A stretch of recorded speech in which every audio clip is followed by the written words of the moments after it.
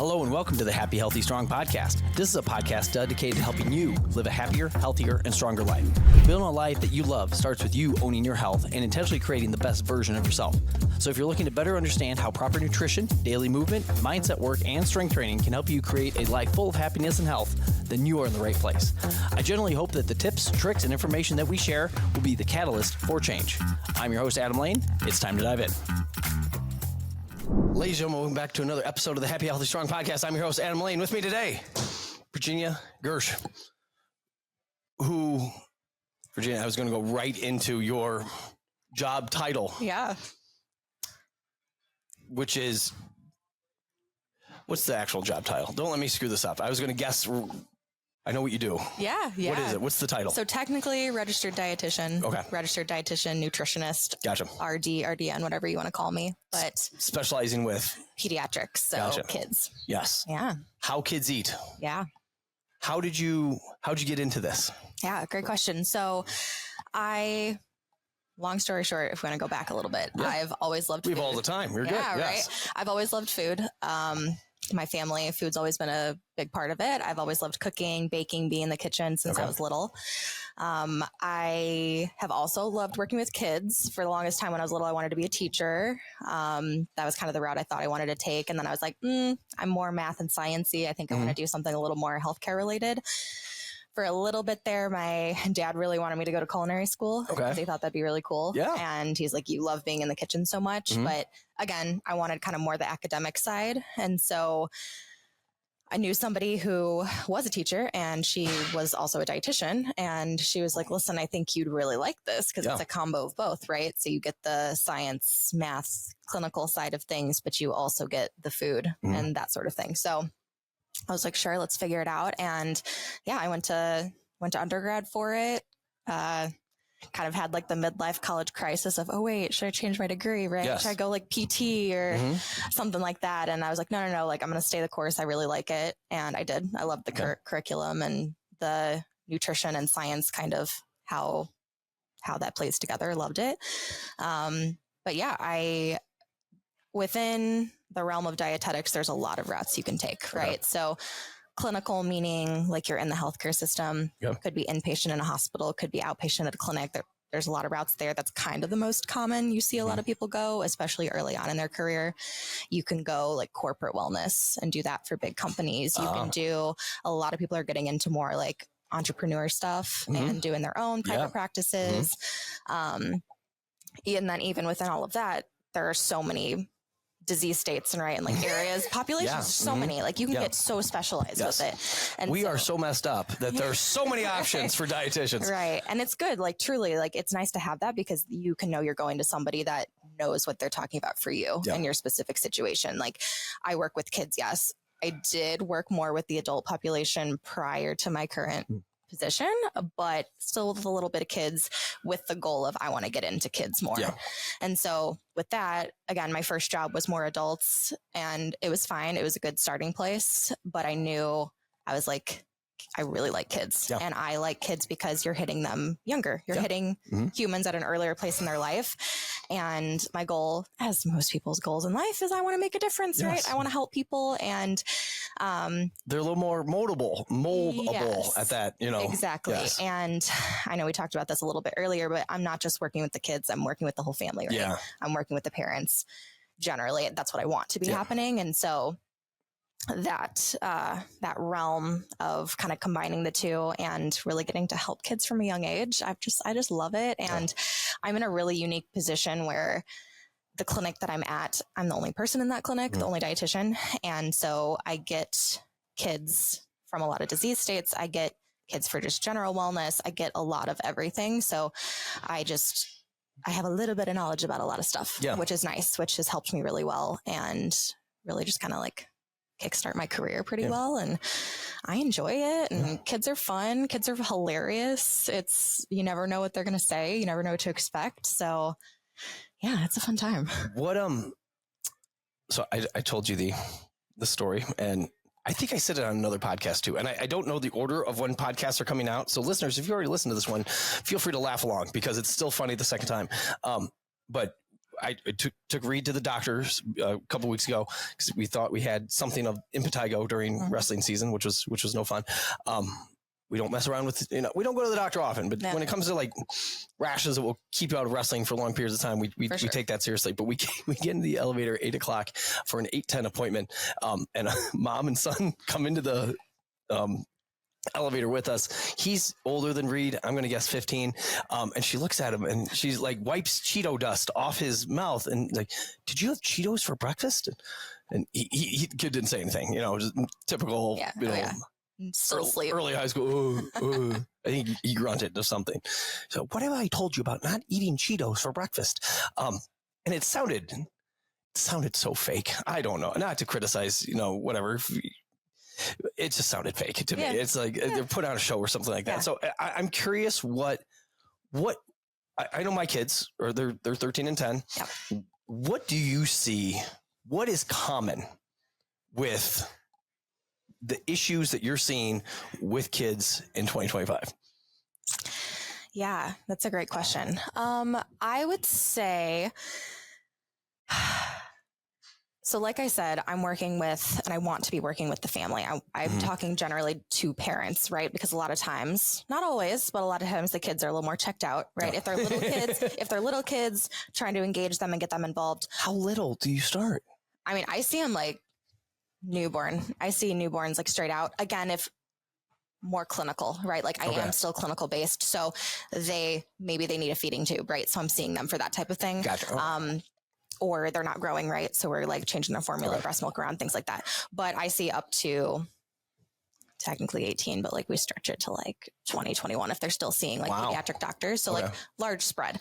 I love the little bitties. Like I love the 6 month to like 2 years, like learning to eat solid foods. They are learning. Kids are learning their core relationship with food and feeding strategies during that time period. I love that age. I also love teenagers, right? Teenagers are, again, hilarious and they're funny and they need some specific strategies, right? You gotta meet them where they're at and, not just preach at them. And they're a challenge. They're a fun challenge. Yeah, right? Absolutely. Yeah. So I think a lot of what I see I'm going to go with like adolescents, older teenagers, since I feel like that's a lot of the population we're probably talking to. And that's the kind of kids that I see around here. A lot of kids kind of having free reign, right? Kids having free reign and limited structure at home. At school as well. Again, school is what it is, right? We can only change so much and control as much of the schedule there in the eating situation, but structure at home is really important. Yeah. Kids thrive off of structure. They thrive off of routine, little or old. Adults too, right? Yes, like I know absolutely. I work with kids, but like people in general thrive having some structure and routine. That structure can look different for everybody and every family. So like I work with them to find what works for them. Yeah. Because it has to work with their schedule. Like it can't, if I tell you to do this, but that doesn't even make sense for the activities and the things you have going on, it's not going to happen. Yeah. Right. So the lack of structure is a really big thing that I see. What else do I see? Can I bring this back really quick? I didn't realize how young you went with the kids. Oh yeah. So if we have parents, young kids, you said learning to eat. Yeah. That was so. If I know what we did with our kids, and let's be clear, we had no idea what we were doing. So it was most people don't. But we did want it to be as like natural as humanly possible and stuff like that. So my wife did a ton of like when we introduced broccoli, she would buy broccoli and blend it up in whatever magical thing that she did. And that's what we did versus like the Gerber thing and stuff like that, which might be good. I don't know. Not that we didn't do any Gerber stuff like that, whatever, but like for the most part, she tried to go that way. Sure. What is that learning to eat thing? What should that look like for 6 months to 2 years? Yeah. So it can look a little bit different, right? There are a lot of routes to it, especially nowadays. I feel like everybody's coming up with their version of something, right? So I'd say the two main things that parents are going to see is the typical kind of like standard way of purees, whether it's the pre-made, like the Gerber jars, there's a lot of brands out there, making it your own, or there's something called baby-led weaning. I don't know if you've heard of that. It's a newer thing last like 5 to 10 years, but it's basically, instead of starting with purees, we're starting with like actual like solid pieces of food that served appropriately, right? Like not tiny little pieces that they could risk choking on, but appropriately sized pieces of food that are developmentally appropriate for their age, that they are learning solid foods and textures earlier. So there's 2 ways. One is not necessarily better than the other. Again, everybody has their opinion on it.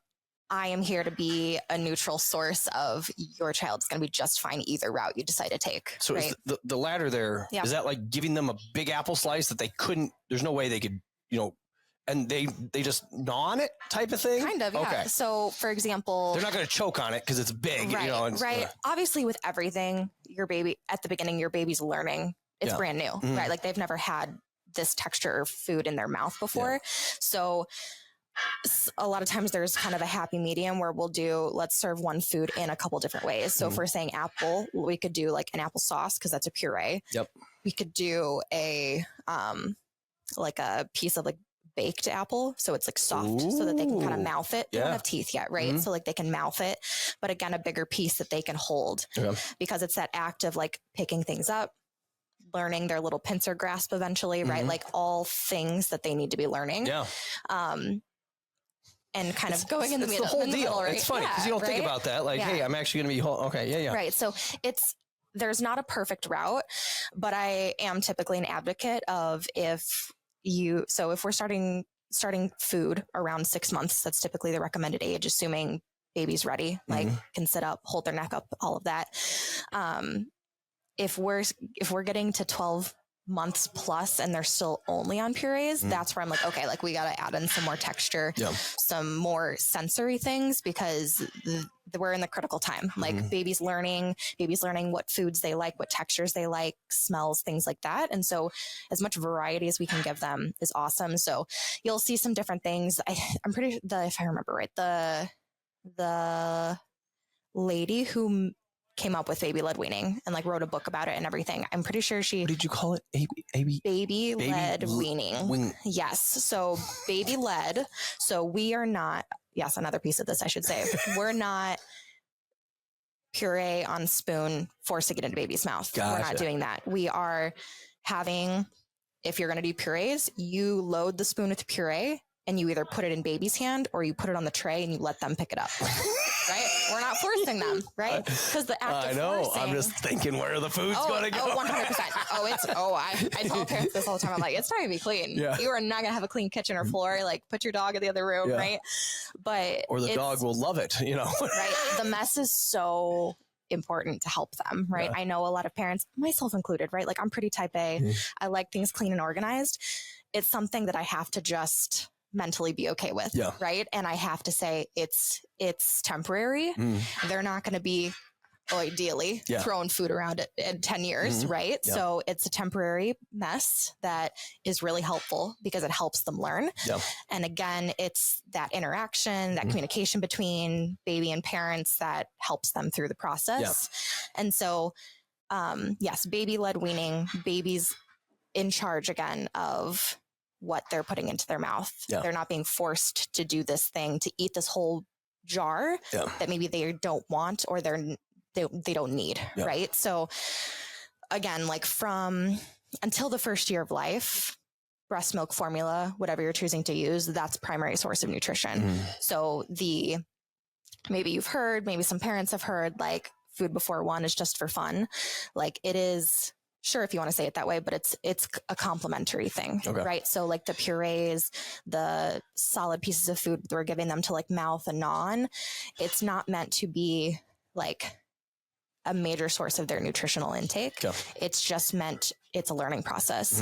But it is also shaping their relationship with food they're feeding for life, truthfully. Like that 6 month to 2 year period, they learned so much. It's super core.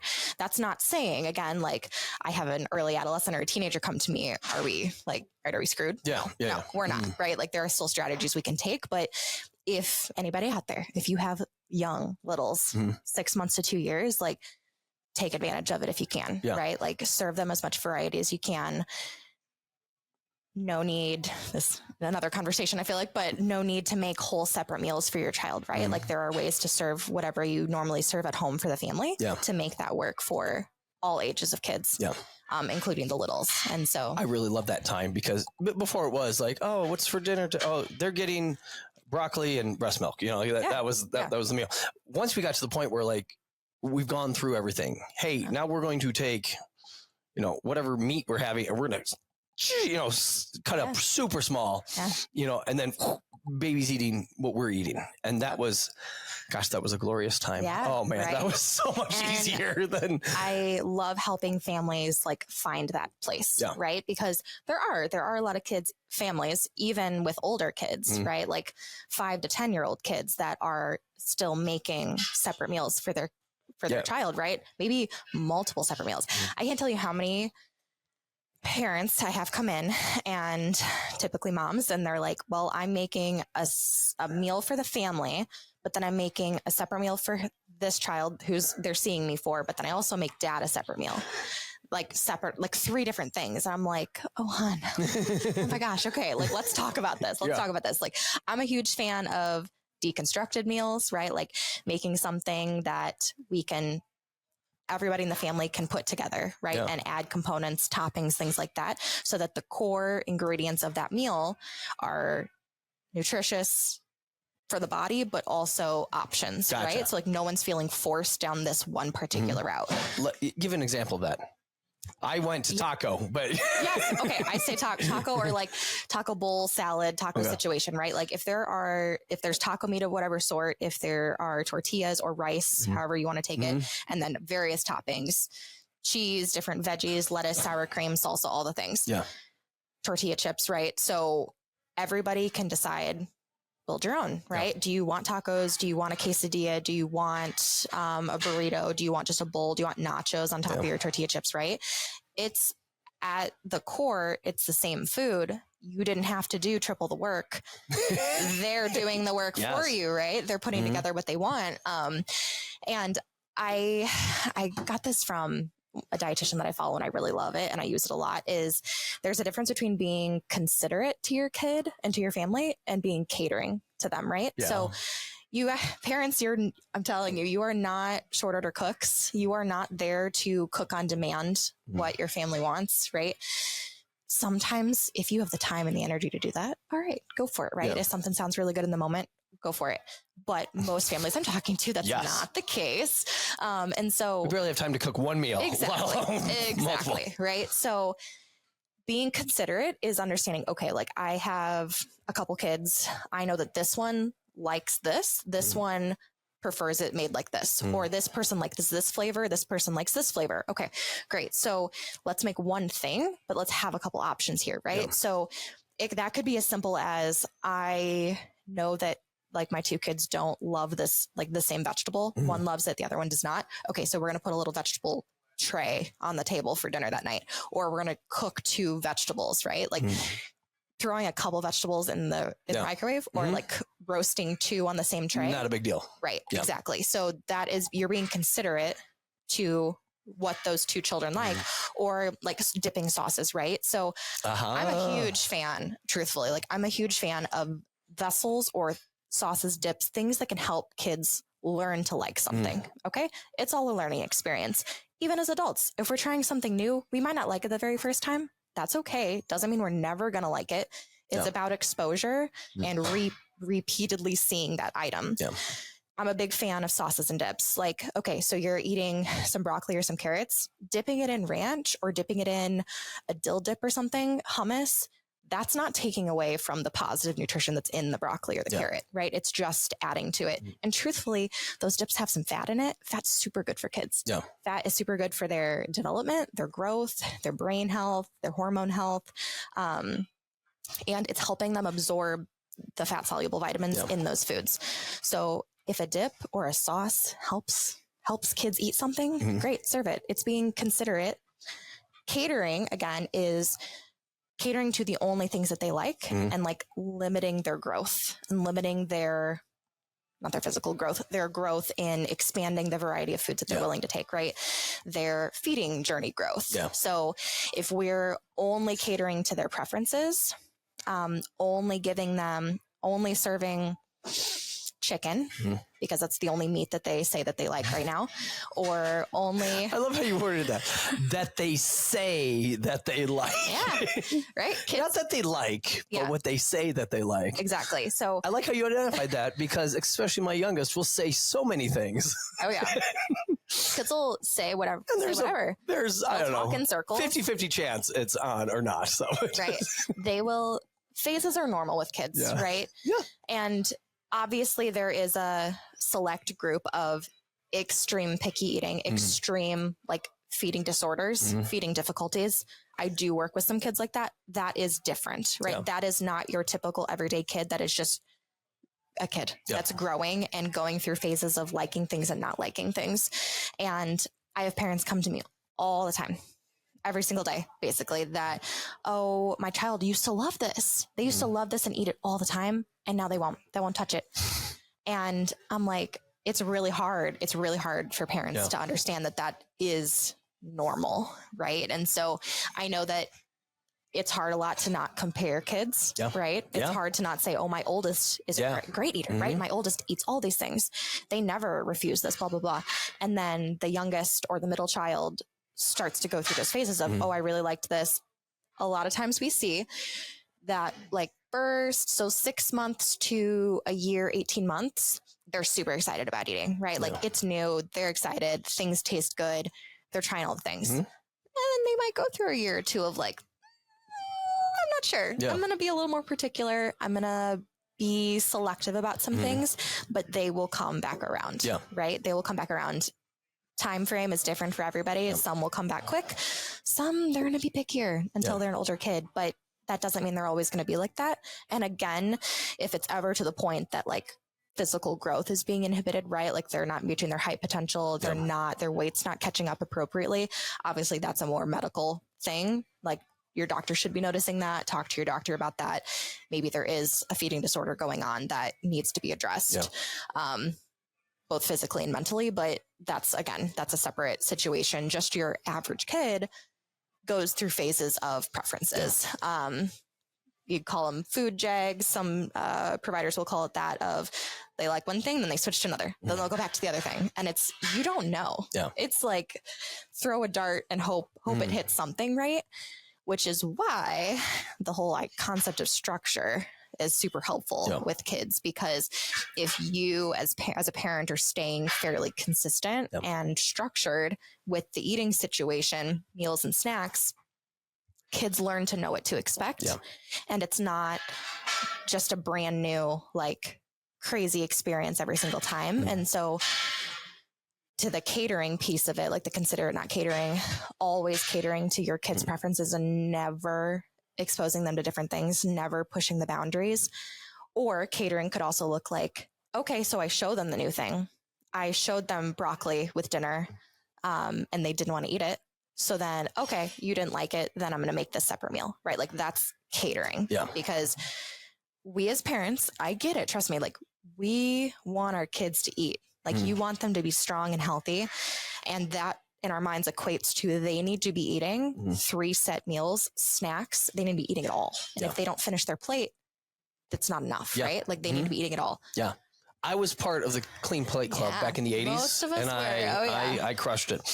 Oh yeah. Most of us were. Like it's, again, we were talking about this earlier, but like we're all, we learned our eating preferences and a lot of our eating behaviors from our families growing up, right? Good or bad, right? Like no judgment. Like our parents did what they could with what they had and what they knew, right? And so Clean Plate Club was super popular. It is still fairly popular, but I do feel like I'm seeing more of the, I don't know about you, but like there's no way my parents were making a separate meal for us. Like not happening. Like you snooze, you lose, eat it, figure it out, finish the plate. I don't even want to see that you're not eating that one thing. Deal with it. I didn't, personal example, I didn't like green peas. Like I hated peas. It was the only thing. But what kind of person are you? But I liked, right? Like, oh my gosh. I liked every other vegetable. I like anything else my parents gave me, ate it, done. did not like peas, right? Yeah. It was lima beans for me. So mad, right? Like, and eventually my mom was like, listen, like, you don't like them? Fine. We're going to make a couple options. Like, so we have peas and we have corn available, right? Or our fridge always had fruits and vegetables. Yeah.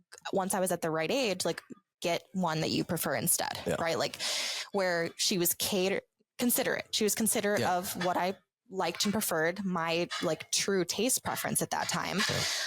But she didn't cater to me and then make just a whole new meal. And she still showed me and exposed me to the peas, right? And well, like, are peas my favorite? No, but like, I'll eat them if they're in something now, right?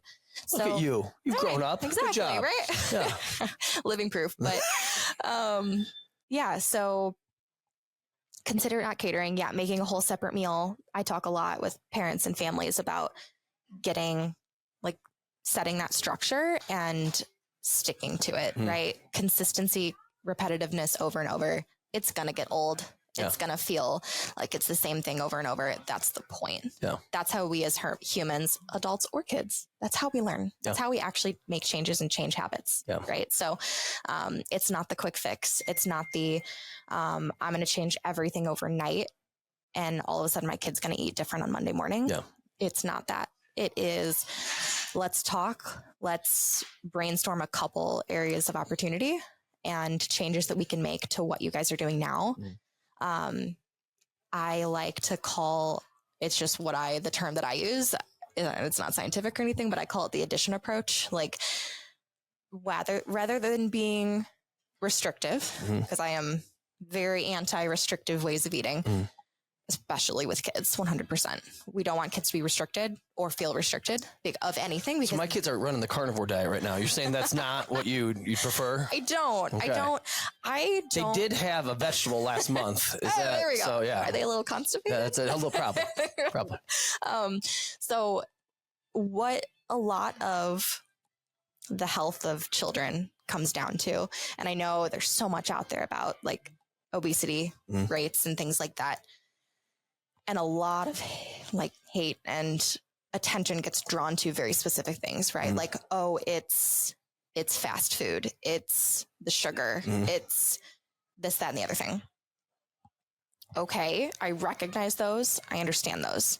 However, if we also look at the fact that kids are not, most adults in general, not just kids, but kids included, they're not meeting their daily fruit and vegetable intake. They're not meeting their fiber intake. Protein, not always, right? So sometimes yes, sometimes no. Protein's kind of in the middle. But I think it depends on how high your protein standard is. Because I've seen very different protein. And truthfully with kids, I have this discussion a lot because protein's big, right? Like, go protein, especially in the adult world. Proportionately, our like recommended amount of protein for adults is higher than kids. So yes, kids are in a smaller body, which means they need less, but also just proportionately to their weight, they need less as well. So kids, a lot of times kids are like sneakily meeting their protein goals because there's a little bit of protein in a lot of things, right? So like the bread that they're eating, the snack that they're having does have a couple grams here and there, which ends up adding up pretty well for kids. So like your general everyday kid does not need a protein supplement, does not need a protein drink, does not need protein added to absolutely everything. I'd much rather let's talk about fiber, right? Because I feel like this could be a whole conversation. I feel like constipation is the root of everything. Like, I feel like 99% of the kids that come to me do not have a good bowel regimen. They don't go regularly. They're so backed up. They have tummy pains. They're nauseous. Sometimes they throw up. Like they're just uncomfortable. Shocking, right? Like I'm not surprised because your fiber intake is like non-existent. And so again, like hyper focusing on all these quote unquote bad things that our society has labeled. But yes, a lot of attention is drawn to the big things, the big flashy things, right? Like, oh, we want to blame. We want to put blame on something, right? So we want to blame, oh, it's sugar, it's fast food, it's this, that, and the other thing. But also like the addition approach that I do is like, let's add in the things that like ideally should be in there, but aren't. So let's add in, rather than restrict everything, because time and time again, we see that the more you restrict kids on things, the adults do, but kids, they want them more and more. So to the Cheeto story, right? Like if we completely remove Cheetos from that kid's way of eating, he's going to find a way to get them. Yeah. He's going to want them. And they're up on this Sounds pedestal. like drugs. Right? They're up on this pedestal of they taste so good because they're so hyper palatable. They taste great. I love them. But kids aren't connecting. How do I feel? Yeah. Like, how does my body feel? Is it connected to food? They don't generally make that connection, right? Yeah. And so focusing on adding things in. So typically it's fruits or veggies. Again, you said this earlier, right? Like a lot of people don't like veggies, right? A lot of people, and fruits and veggies are hard for kids because they're not the same every time. Yeah. Kids love to know what things are going to taste like, what the texture is going to be. That's why kids love carbs. That's why kids love prepackaged snacks, chips, cookies, whatever it is. Every time they take it out, it tastes the same. It feels the same. Yeah. It's a safe thing for them, right? Fruits and veggies, blueberries are a great example I love to give. You don't know if that blueberry is going to be tart, sweet, sour, hard, squishy, burst in your mouth. You don't know what to expect. And all in the same bowl of blueberries, you could have all of those options. Yeah. It's super sporadic. And that's hard for kids because they like structure. They like to know what's coming. And so it's that repetition of exposure. And anytime that you're trying to get your kid to try something new of any age, right? Little ones especially, but all the way up through, right? Like I work with teenagers all the time that like, we're just trying to get them more fiber. We're trying to expand their variety of intake and not by removing all of the stuff that, again, society has deemed as bad, unhealthy, things like that. Yeah. But let's add in the things that are missing and let's talk about why those might be helpful for you. Yeah. I'm not going to demonize those things because they've heard that enough. Yeah. They've heard that. That's probably why they're being sent to me, right? Time and time again. And honestly, it's a little sad. I'm seeing patients who are being sent by their pediatrician and they've just been, again, demonized and judged and told you weigh too much. Your body's too big, X, Y, and Z. And they're in a really hard place and they're feeling defeated. They're not feeling confident. They're not feeling like they can make any change or that they want to make a change. Yeah. It doesn't feel doable. Parents feel judged, right? Like parenting is hard. Yeah. Being a parent is hard. Feeding your kids is difficult. Feeding yourself is difficult sometimes, right? Yeah. Adding kids into the mix, so much harder. Yeah. And I try so hard to be a safe space for not only the kids, but also the parents, because I want you to be honest with me. Let's have honest conversations and actually find some actionable things that you can do. Yeah. Because you get sent to me, you might only be seeing me once, right? Like there isn't a lot of insurance coverage for dietitians, truthfully. Like every company is a little bit different. Every plan's a little bit different. Maybe you can see me once a month or something like that. But a lot of times I'm seeing families once, or I'm seeing them maybe twice if I'm lucky, especially for topics like this.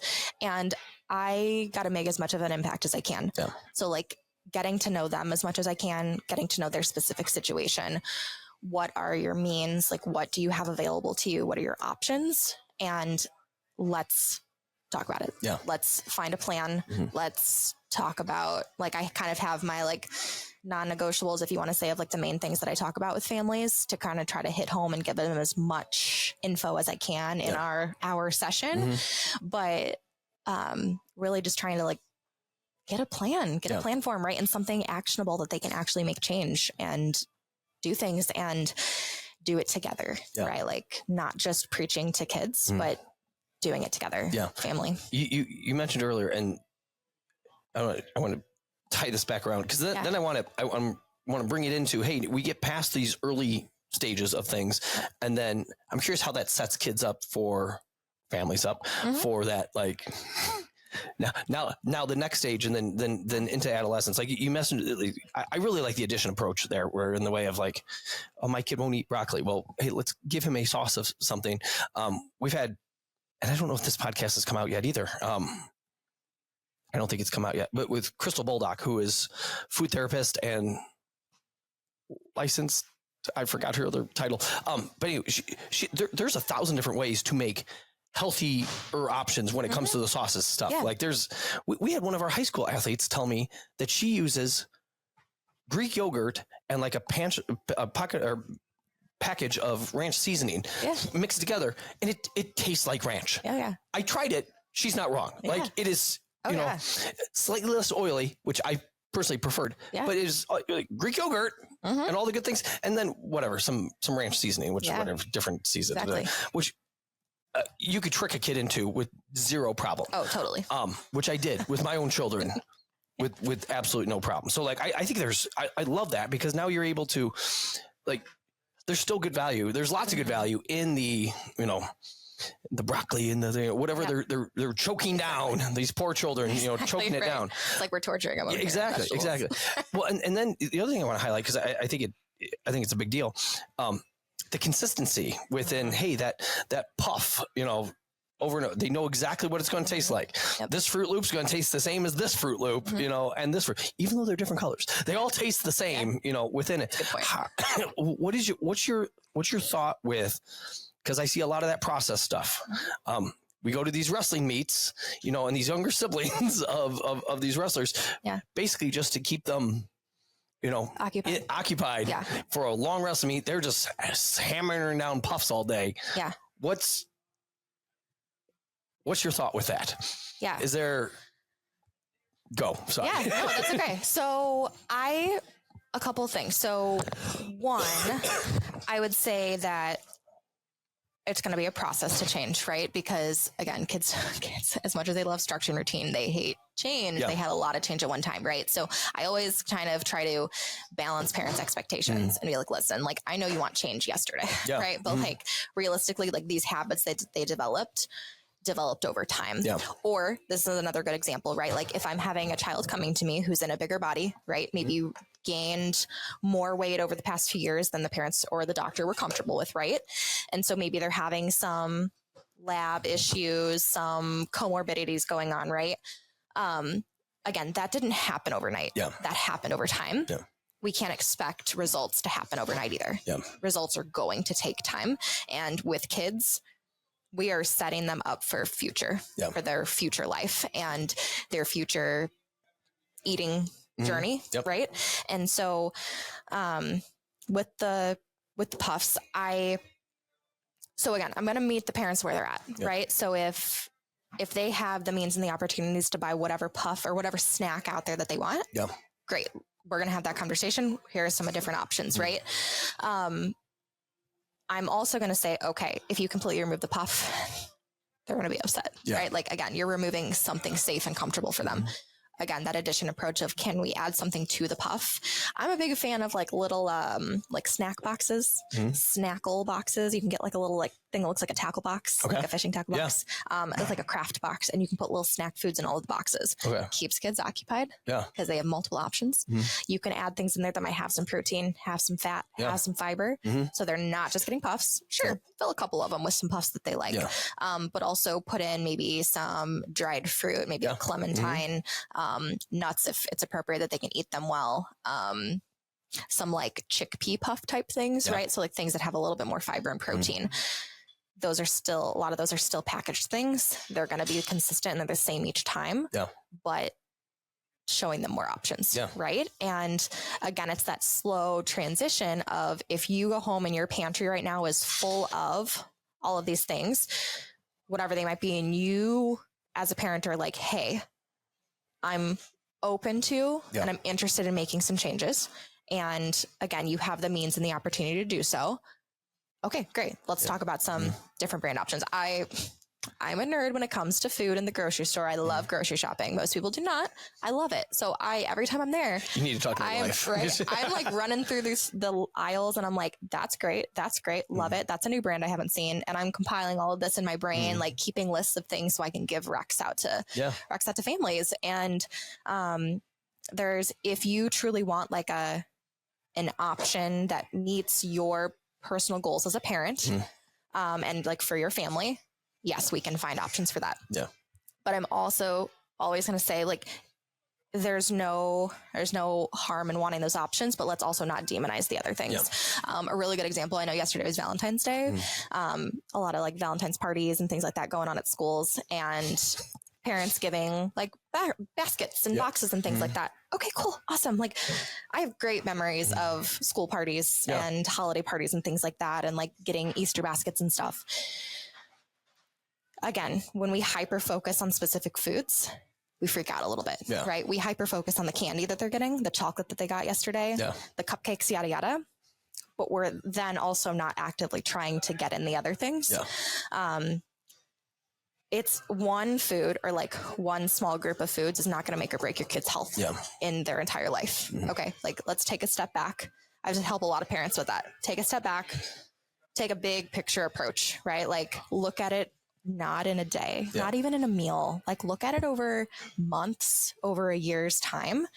How are your kids eating? And it's not that, oh, hyper focus. They had candy and cake and on these occasions. Are they also getting the other food groups? Right? Like, are they getting protein in regularly? Protein and fat. Fat, again, great for their development, hormones, brain health. Protein and fat are both filling. They're satiating. They fill kids up. They're not just quickly digested and then they're hungry again, right? So to tie it back to the puffs, if we give those kids a snack with it that has some protein, has some fat, has some fiber, something with a little filling, staying power, it's balanced. We're adding something in. And sure, for a while, they might only still eat the puff. But because you're giving them the opportunity to see these new items and these new foods, that repetition is what's going to get them to eventually try that food and accept it. So again, like the chickpea puffs, they might not love it at first because it's not the same color as their puffs that they're eating. But like eventually, if it's always there, make a little puff mix, right? Like do a couple puffs, maybe some pretzels, some nuts, some dried fruit in there. I'm a big fan of dried fruit. Like it's still sweet. It's naturally sweet. Kids generally love it. And there's a lot of really good, again, sugar is not the enemy. I know it really gets put out there that it is like it's enemy number one. It's just the sheer amount that kids are taking in compared to everything else that they're eating, right?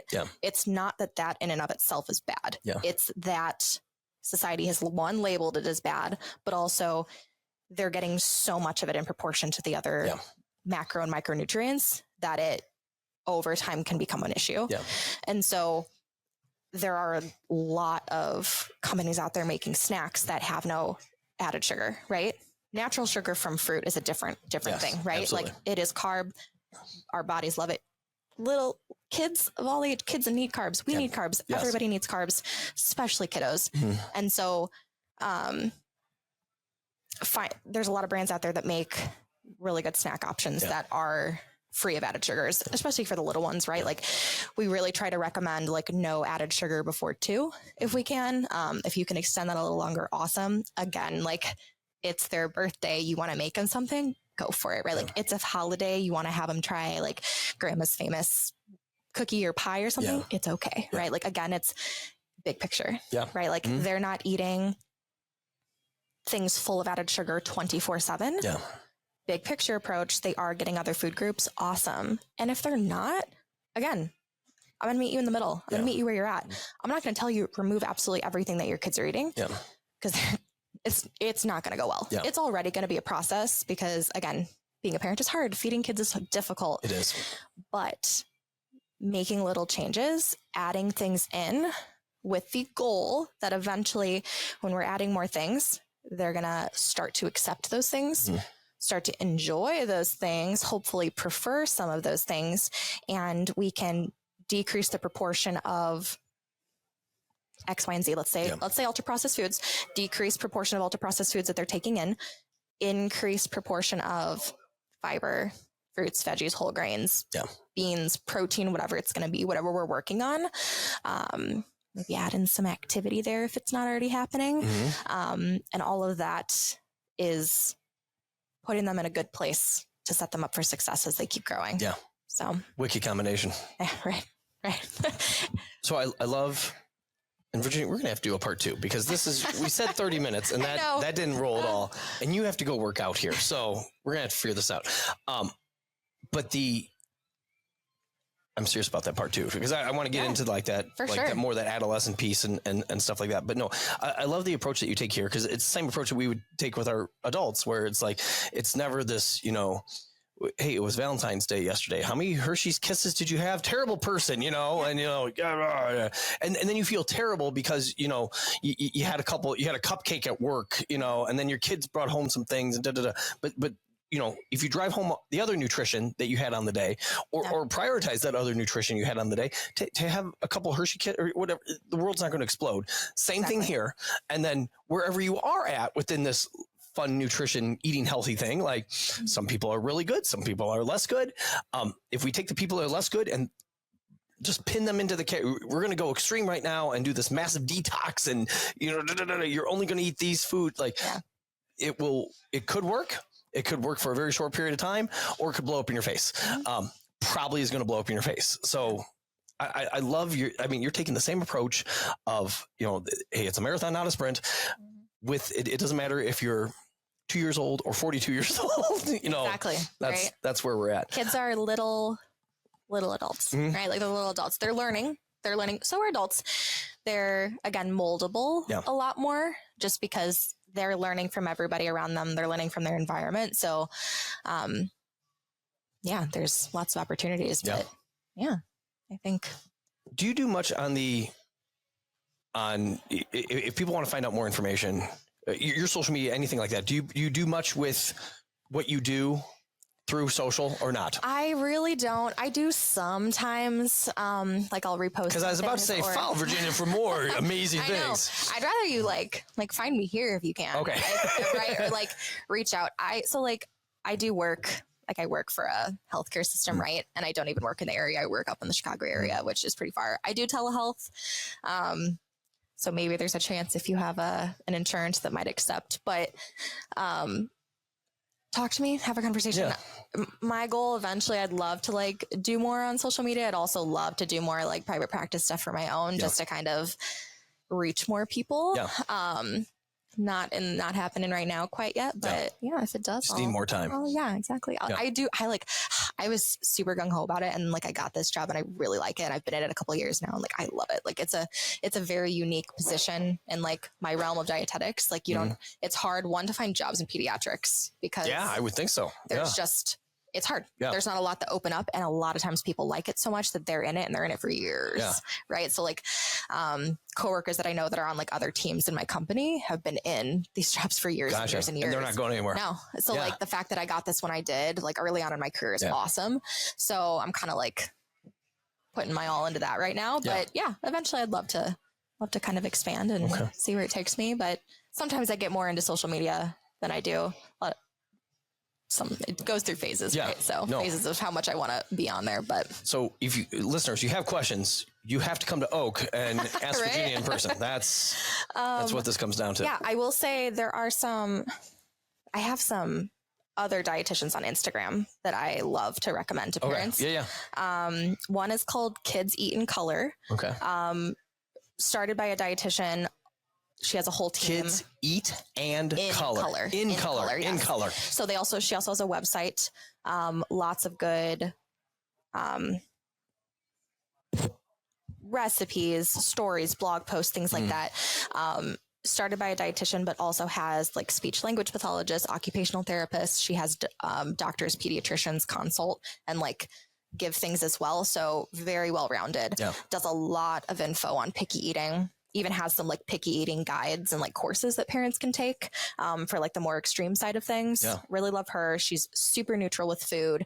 She has 2 sons herself. I want to say they're 9 and 11 maybe. Yeah.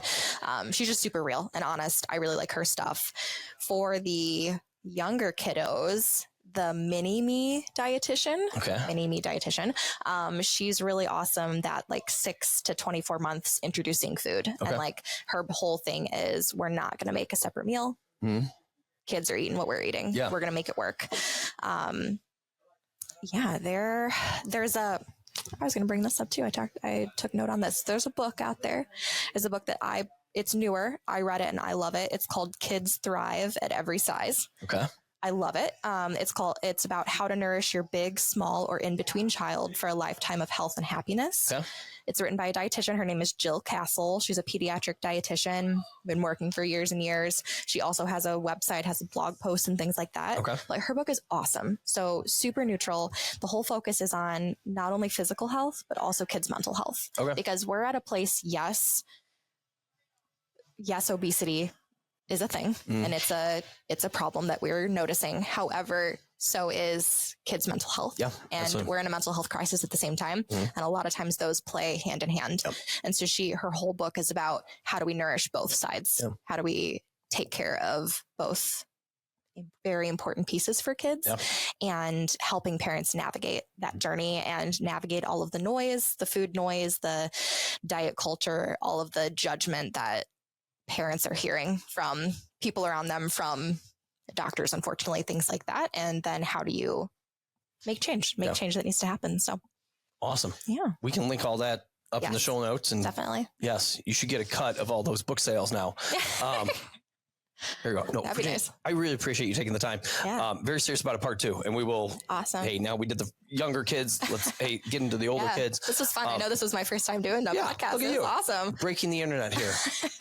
I love the podcast thing. I don't know. I'm not a writer, so to like have conversations with people and long form stuff where, if you say something that I didn't understand, you can clarify it, and it doesn't have to be just a 30-second, Instagram reel clip where it's cram as much in as it can, and it's all weird. I don't know. Exactly. Awesome.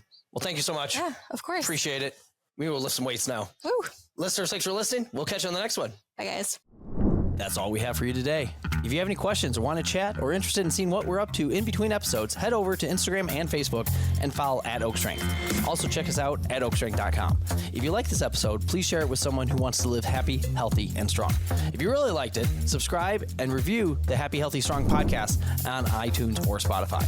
Be sure to tune back in next week, and remember to keep owning your health.